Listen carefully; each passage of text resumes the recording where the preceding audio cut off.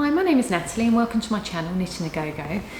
And today I just wanted to say to anybody that regularly follows my channel and subscribes to my channel, first of all, apologies, I've not uploaded anything for it's been over a month now, I think. So that wasn't the original plan. I thought I'd have some more content for you within as regularly as I've been posting, or maybe every couple of weeks, but unfortunately it didn't pan out that way.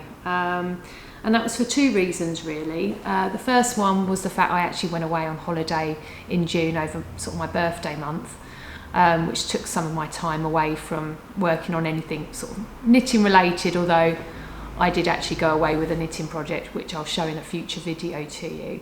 And the other reason is I've been frantically or very busy working on small flock yarns, which if you've subscribed and you've seen my previous video, you will see I've got a small holding, and I've been in the process of having some yarns produced from my personal flock of sheep that I have up in Poynings in Sussex, and also some other flocks locally within the Sussex area. So that's been very exciting. It's been I've had to patiently wait for the whole process from the original over a year now of planning that, from I think last April when we had our first sort of discussions with the mill in having yarn produced with Roger at Diamond Fibres in Horam in East Sussex. And it's just been a waiting game, complete waiting game. So the original plan was to have the yarns produced and ready by maybe the end of May. And I thought, okay, great, I can pick them up before my holiday. My husband and I had already decided that we were going to launch small flock yarns with the yarns in July. That was the plan, so it'd give me plenty of time preparation, organising everything ready for that launch. And that was going to be on the weekend of the 13th and 14th of July at the South of England showground in Ardingly. And so we were very excited about that. But unfortunately, as always with these things don't always go to plan. It's a local mill with two people, one that works part-time and predominantly Roger that spins the yarns. So it's a very slow process. It's not a quick spinning process, and he does have a backlog of things prior to when we put our fleeces in. So it then got pushed back to, he thought, around the third week of June. And I thought, okay, I'll be back from holiday then, that's fine. That still gives me a good couple of weeks to get the actual yarns, because obviously I wanted to knit and sample with them and produce some yarn labels and all the things you do when you're setting up, your first business with selling yarns. And then I phoned Roger to organise a date for collection because there's going to be 3 yarn types, batches, that we were going to be collecting from him. And then I got confirmation that he was still behind. He was still a bit behind. The third batch wasn't going to be quite ready. So collection then got put back to the beginning of July. I think it was around the 2nd of July, and obviously this show was on the 13th and 14th of July. Sorry, this show was actually the 12th and 13th of July.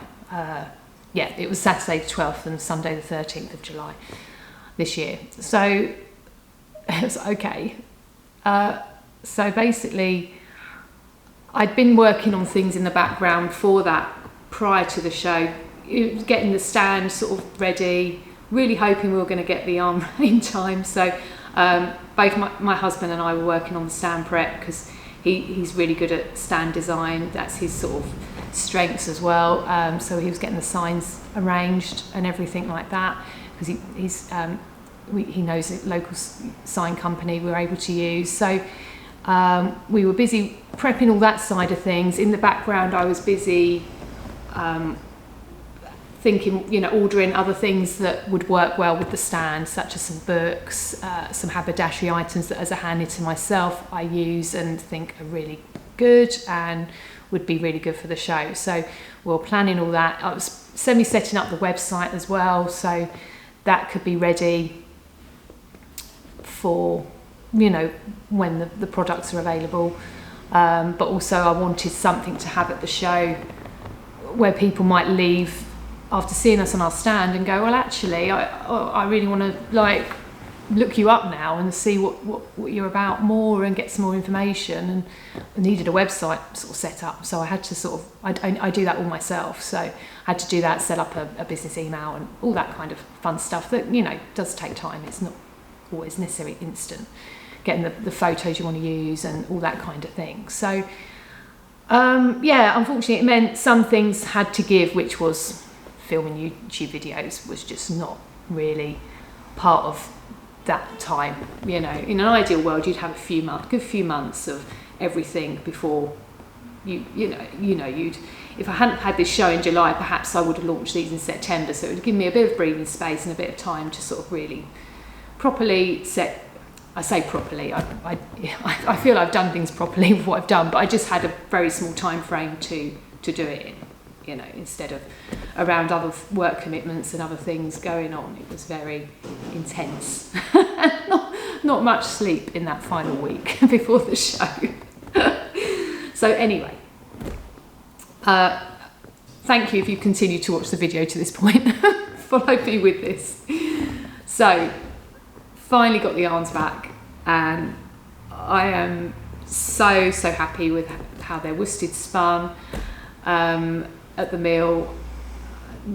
They're just on these beautiful old machinery that a lot of the modern mills do not use.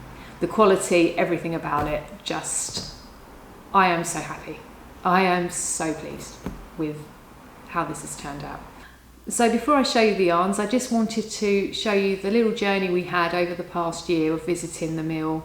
So this was our little fun adventure into this knitting spinning world with Diamond Fibres. So we were able to visit Roger at Diamond Fibres in Horam to see the spinning process of our little flock of 6 sheep's fleeces being spun into hand knitting wool. Before we watched the spinning process, Roger took us on a little tour of his small holding at Diamond Farm, where we got to see his lovely Kent Romneys. We were planning on using some of their fleeces for our small flock yarns wool range, so it was really exciting to meet them.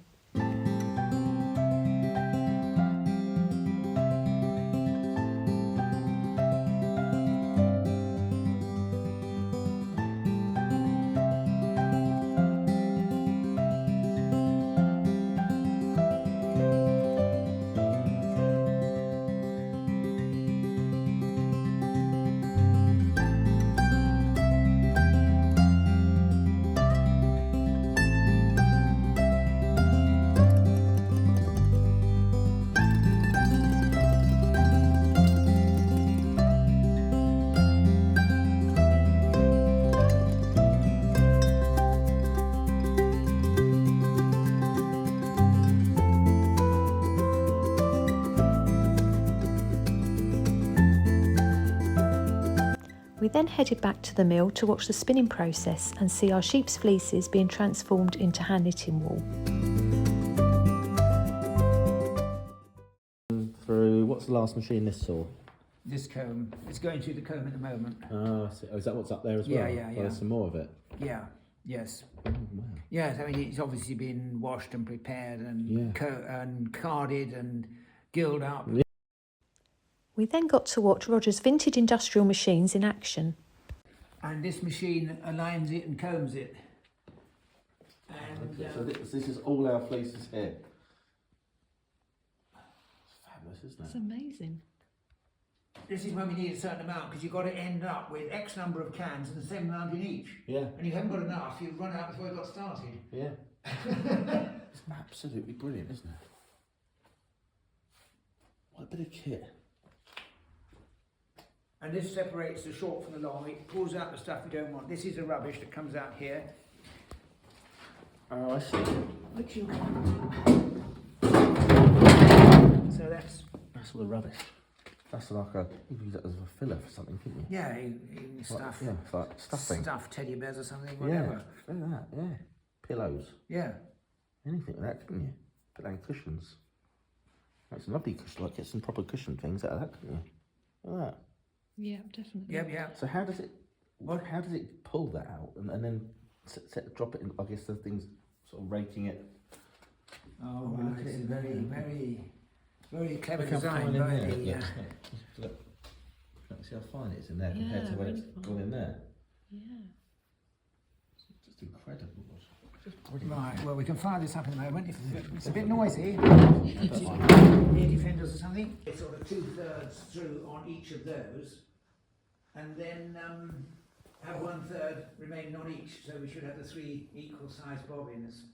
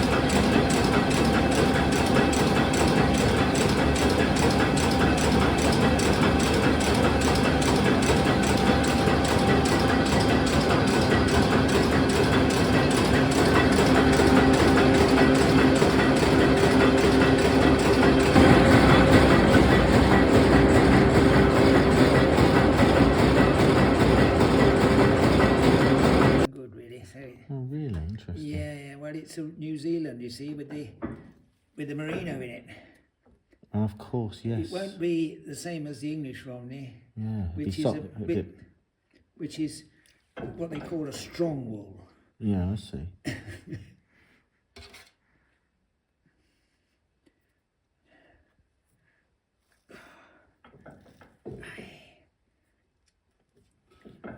And what made you think that needed pulling? What could you tell? Was it just not? I could see it. You could see it. I see. Just when it was getting caught on the combs. Whoa. Yeah, I see. You have to hold it here because if this folds up on you, you've had it with the fingers. Yeah. Oh, don't. Oh, no. Hey? You've got to know where to not put your fingers. Yeah. Almost, isn't it? Yeah.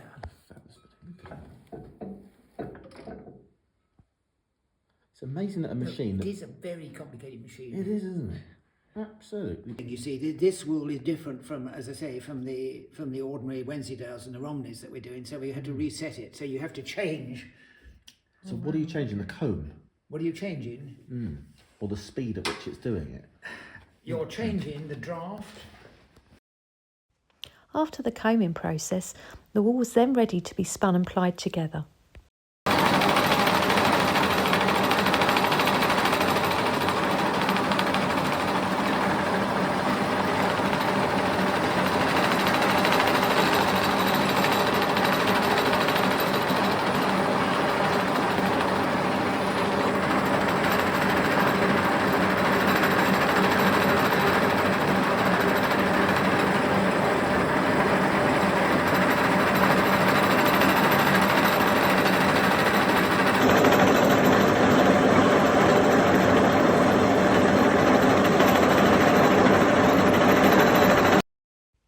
A lot of the vintage spinning machinery had been rescued by Roger in the 1980s from the Bradford mills. Roger also has a machine that was rescued from the John Smedley factory when John Smedley decided to move their manufacturing production from the UK to Italy. It was lovely to see that these traditional manufacturing methods are still being used, and it's happening right here in Sussex. This was the final part of the process where the finished plied wool was then spun into individual 100-gram skeins of hand knitting yarn.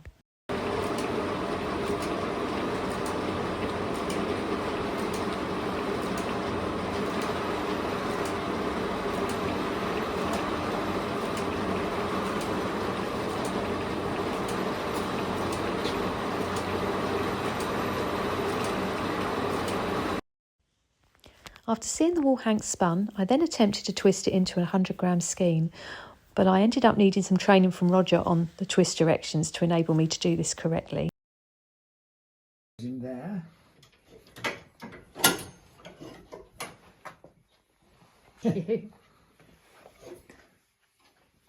My first 3 attempts didn't go so well. Thankfully, Roger twisted the remainder of the skeins.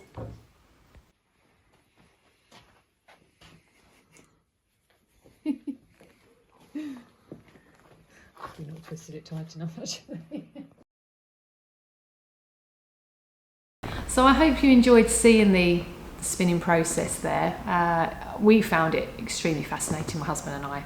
And you know, we only got to show you a little fraction of it all, really. There's so many processes it goes through. And there, you know, at the show we were also able to sell the stuff in, like the leftover wool, because Roger would normally just throw that away. And we were like, well, no, don't do that. We were like, surely people use it for stuffing and that. And he's like, oh yes, people do. And also he's known people to felt with it. And I'm like, well, give us the batch of, you know, wool left over from our spinning production, because he had it all in bags around the mill still. He hadn't thrown it away or anything. And I said, we'll take that and we will sell that at the show. And so that's what we decided to do, take that with us to the event, you know, and put them in some of our bags and to see how they would do, you know, to see if people were interested in that, in the wool stuffing. I know I can personally use it for my cushions and things. It's great. It's so soft as well, and it's obviously 100% natural, which is, you know, rather than sort of synthetic polyester, which, you know, unless obviously you've got an allergy to wool, I get that as well, but it's just lovely. It's really nice, and the feel of it, you know, really good. So now I just love to show you the arms. So this is the one that we got for our particular flock, which I've called the Poynings flock because it's based in Poynings in Sussex, which is a New Zealand Romney and Texel blend, and it's very hard to see here, but it's like super soft, super soft. So it knitted up really lovely, and this is on a 3.75mm needle, which I think is a US 5 needle maybe, and that's really lovely.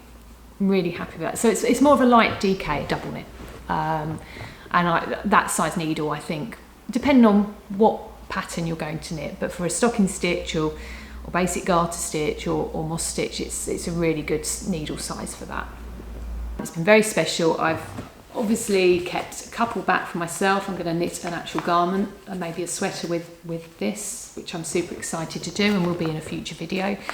And then the rest is obviously for sale. And then the next one we also had spun was from the Diamond flock in Horam, from Roger's flock of Romneys on his small flock, which are Kent Romneys, 100% Kent Romney. And these were from his grey ones, which are a couple of years old, and they're initially, they start off as black Romneys and then they go grey after a couple of years. And that's from his Romney sheep there. Here's a little photo just showing the little flock of the grey ones he has here.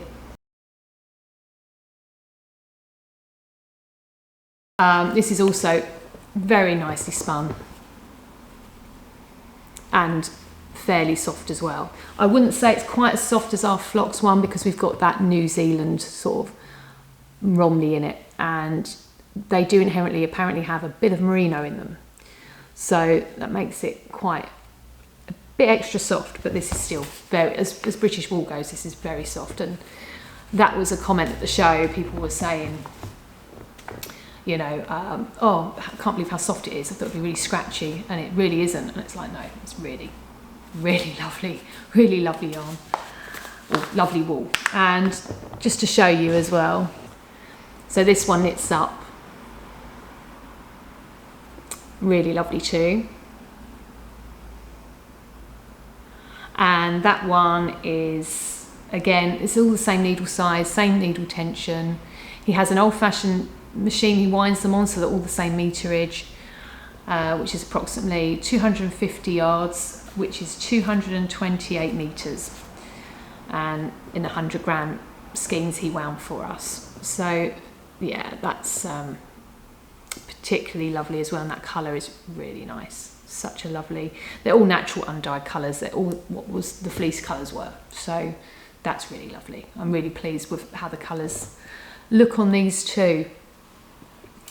And then the final batch of yarn we had spun was actually a little mixture. So this was Roger's black Romneys. He has some black Romneys on his farm, or on his small holding as well, which, like I explained earlier, will eventually go grey, but they start off as black Romneys. So he had some spare fleeces we were able to use in the spinning, and he blended them with Bert the alpaca, which is from our friend Sue and Graham's farm, Wallace Farms, and we actually bought our starter flock of 7 sheep from them when we got our small holding.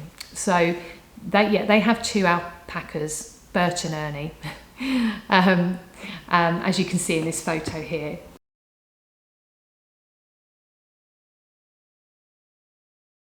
So we were super excited to get the fleeces from both Bert and Ernie. Ernie's currently in the process of being spun as we speak, with some Romney from another small holding that we've got some fleeces from. What we do is we have an arrangement where we kind of covered sort of the shearing costs to help them, but the fleeces then don't go to waste, and we use them within the spinning process. So we sort of buy the fleeces in effect from the other small holders locally. So yeah, this one is 32% alpaca, which is Bert the alpaca, and 68% Kent Romney blend. So it's black Romney from the Diamond flock. So we've called this the Wallace Diamond flock yarn. And this is, I mean, obviously this for me is very special because it's from my flock. So super special. But this, just as well, pure luxury. It is just so soft. It is just, the colour, I mean, the colour is just amazing. It is just such an amazing colour. It's kind of like, it's hard to describe. It's sort of got like light grey flecks in it, but then it's really sort of like a real dark browny sort of black, not fully black, but it's kind of like a dark chocolatey brown, verging on sort of a black shade. It's just gorgeous. It's almost like the combo of the black Romney with the, you know, the sort of dark brown alpaca. It's just stunning, absolutely stunning. And I'm obviously keeping batches from all of these yarns, but again, I've got a sweater design in mind for this one as well, which I'm looking forward to sharing in a future video. So if you've just found this channel, please feel free to subscribe. I am keeping the sort of Knitting-a-GoGo retro things together with the small flock yarns. My husband did sort of suggest, well, should you split them up? I mean, feel free to comment below if you think I should do that. But I said the trouble is I don't have enough sort of video content just for small flock yarns, I don't feel, unless you just want to see me in the field every week with my sheep and chickens, which is lovely, but it doesn't show a lot of the knitting side so much. And I think people are following this channel to see the knitting bits and what I'm creating and doing for me as a knitwear designer and the things I've ventured into. So I think for now I'm still going to keep it as Knitting-a-GoGo, and apologies if that's confusing when I'm going into sort of small flock yarns mode, because it's, as a knitwear designer, it's sort of an umbrella of like a business I've sort of opened in effect, or starting and seeing how, what happens with that. So with the alpaca, that is a limited batch as well, because as you can imagine, the alpaca fleece only goes so far when in the spinning process. So yeah, there's very limited amounts of those too. And this is this is how this looks as well, like knitted up. Just like absolutely gorgeous. It's very hard to see on camera, but it's just so soft. And again, it's knitted with a 3.75mm needle. I felt they've all been spun the same way. They've all been spun as a light DK. That's what I wanted for these particular yarns. I didn't want 4-ply. I wanted the DK weight for accessories and things. I know a lot of people tend to veer towards more of the DK weights for hats and scarves, and because they are sort of a luxury premium product scheme and beautifully small batch, produced in small batches. Financially, not everyone's going to be wanting to make, I don't know, the sweaters with the cost of it all, because it can get very costly potentially, and some people just want to try and buy one, and then they can make a hat or socks or a nice little scarf of some description, or some accessory, fingerless gloves or anything like that. So that's really, you know, it's just great. It's I cannot express how much a dream it is come true for me. It's something, like I said, around 2010 I found an old country smallholding magazine in my studio, and I know I'd been talking to my husband who'd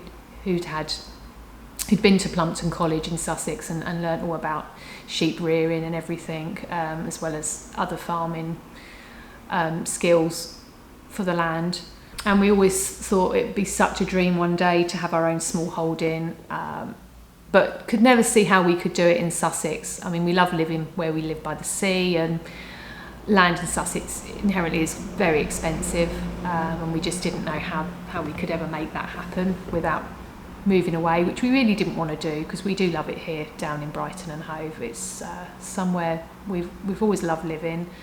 And we were just really, really fortunate. We just had a friend who used to keep sheep on the land, who doesn't anymore. He's older and he doesn't want the responsibility of it, but still would like some animals on there, and was very happy for us to take it over and have the land and rent it off him every month at a price that's very affordable for us.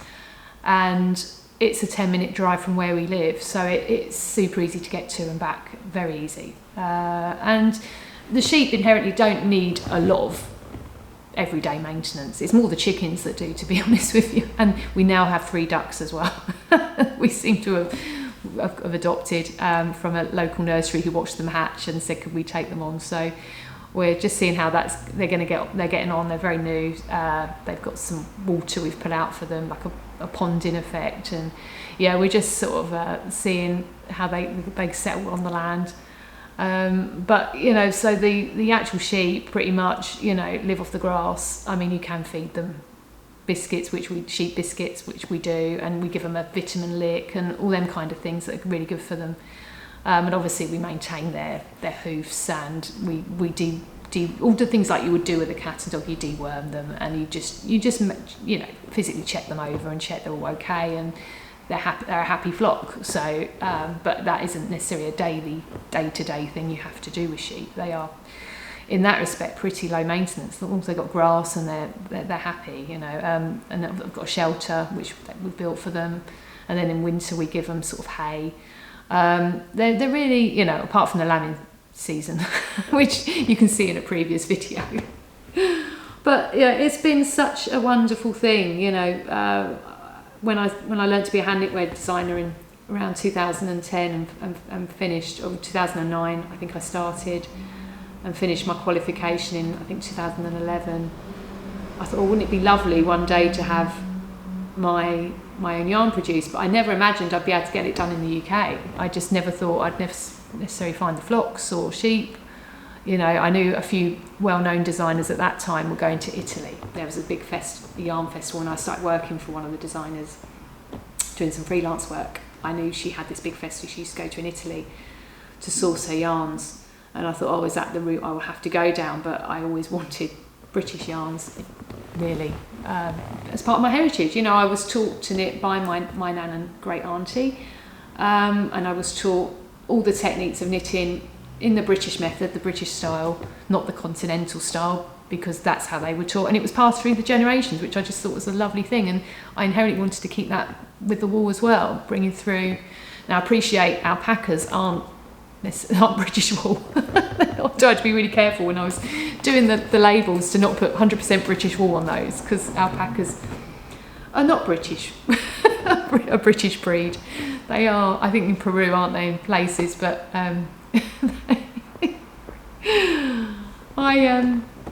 but these are British born and bred in the UK. So, and it is really nice to have the softness of them. And you could say the New Zealand Romneys technically aren't British Romneys, or Kent Romneys, they're from New Zealand, but again they've been brought over at some point here, and they've been bred here, and you know, and now our lambs are sort of part New Zealand Romney but part Kent Romney. They've been mated with a Kent Romney, so they're going to have that more in them, and a little bit of Texel as well in some of them. So it's a little bit of a mixture, but you know, all within the UK and within Sussex at the minute. Who knows what will happen going forward with small flock yarns? Whether we'll branch out with wider flocks, but right now everything is within a 25-mile radius from the flocks where we source the fleeces, right through to, with the other smallholders, right through to the spinning process, which is all within this area. And we are going to be adding an additional one from Bark and Romneys soon, which we've got the fleeces. We took them to the mill yesterday, and they're going to be spun. So, and I think we're going to get them combined with the alpaca from Ernie, the white alpaca. So that should be a lovely blend too. And I can just see me hoarding all this yarn to designs I want to make. I just have to have some of the batch. Like even at the show, like parting with these, it's like, oh, but you know, it's lovely to share it with people and get them to experience it too, because I don't need that much yarn. There's only so many jumpers and things I can knit with these things, so it's like, let them go, because it's the first batch, you know, a bit like Lolly's jumper here that I'm wearing, our little black Beltex, or Beltex blue sheep, a little black sheep, and I've got these cool little pin badges here which say Black Sheep Club. So if you're Team Lolly, I'm also going to have these on the website too, or they'll be on their website. I think by the time this video comes out, they'll be listed. So if you do love Lolly, if you've been following these videos, you can get one of these cool little pin badges I've had for the website. So, which is fun. But yeah, I've put a link in the description below to my website if you'd like to have a look and see what's on there. And yeah, it's been such a fun experience, and it's been nice that I could share it with you on this channel.